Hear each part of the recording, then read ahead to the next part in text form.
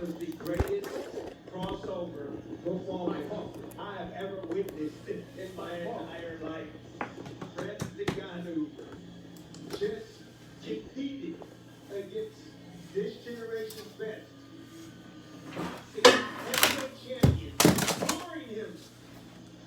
Hey everyone, I know I'm a little late. I'm the college football enthusiast on SG1 Sports Florida, and I wanted to very quickly give my live reaction to the Georgia-Florida game. So it started off, I had high hopes, and we started the game. We took a 7-0 lead, we looked great, and our defense looked solid. I think it was 3-7. They did a field goal, but then after that, everything just went downhill, and eventually the game ended 43-20. So, my takeaways are that the Gators just mentally just don't seem to have that mental strength yet where they can overcome adversity. Because when something bad happens for the Gators, it just snowballs. It always snowballs. And that's what happened in the Georgia game. We did that fourth down play, that horrendous 4th and inches play when it was 10-7.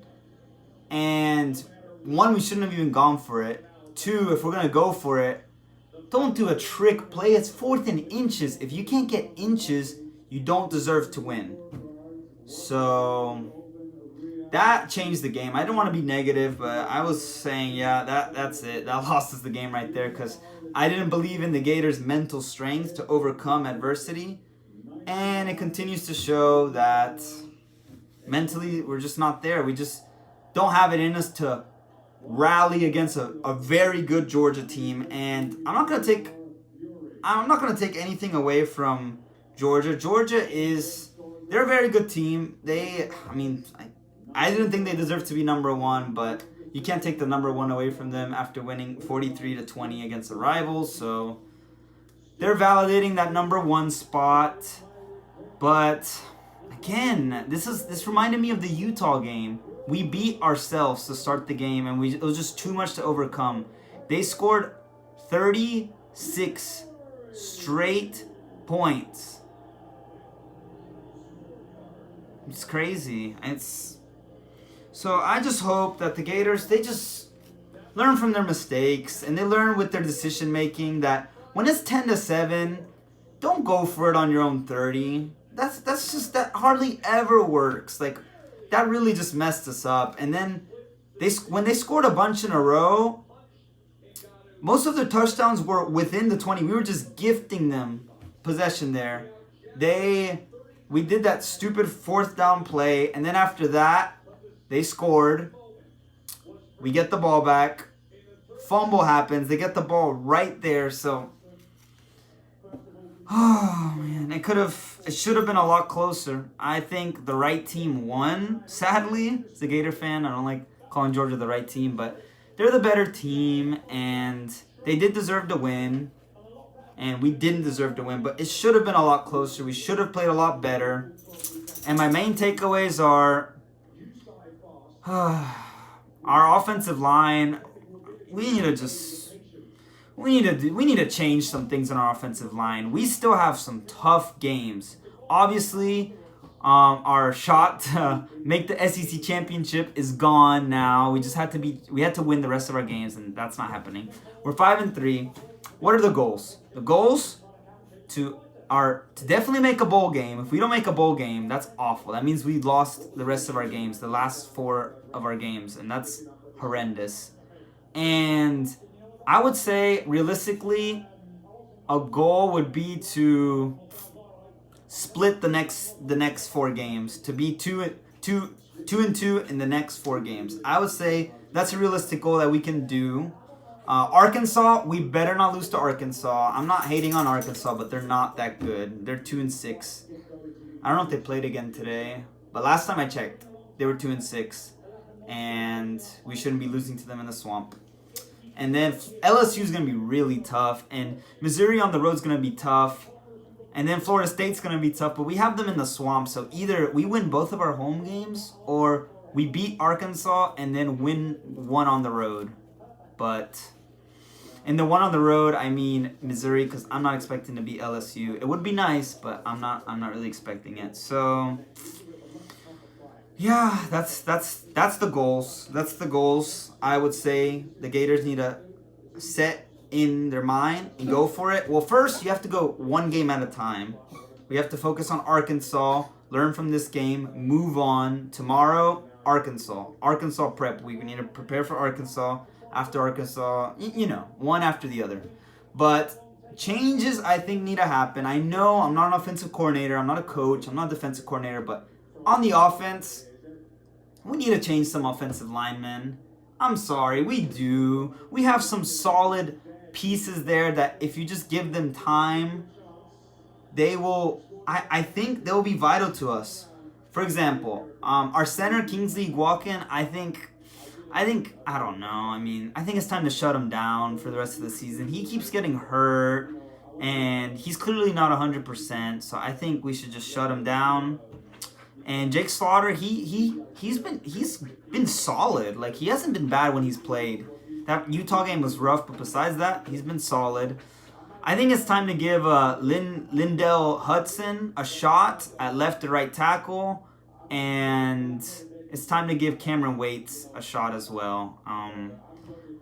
Yeah, and maybe Kanaji Harris as well. I'm just throwing names out there. There's people I've seen that have been productive when they played, but we need to do something on the offensive line. It's just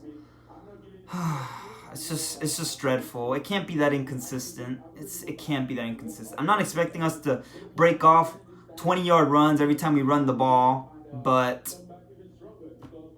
we need some change on that offensive line. It's getting ridiculous. And then on the defensive side of the ball, number 8, Kimber. He needs to. I'm done with Kimber. I'm sorry. He's I think he's a junior, maybe a sophomore, but no. Okay, it was reconnecting. I didn't know what was going on, but I think it's time to bench Kimber. Reconnect. Okay, I keep disconnecting for some reason.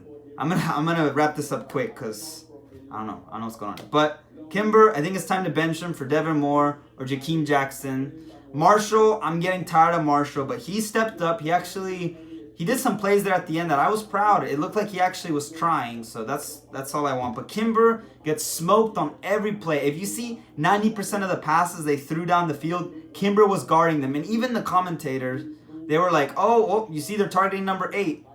If the commentators see that, the coaches should see that. Kimber's a liability. I'm sorry, I feel bad just saying it, calling him by name, but fine. Number 8 is a liability on defense, and he needs to not be starting.